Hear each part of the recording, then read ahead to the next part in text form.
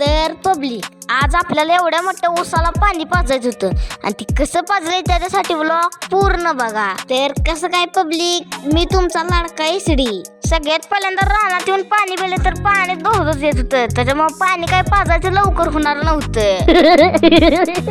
आणि आपल्याला आंब्याच्या झाडाला गावलेलं पाड, ती पण आणलेलं ढापून आपण, त्याच्यामुळे मार खाण्याची शक्यता जास्त होती. आणि पाटाच्याच पाण्यात घेतलं पाड खंगळून आणि दिला पाडाव दणका लावून. मग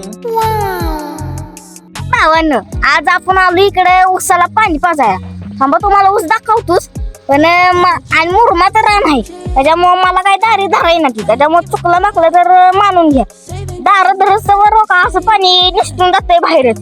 आणि एवढा मोठा ऊस झालाय आणि ह्यात एवढ्या मोठ्या ऊसाला मला पाणी पाजायचे बघा.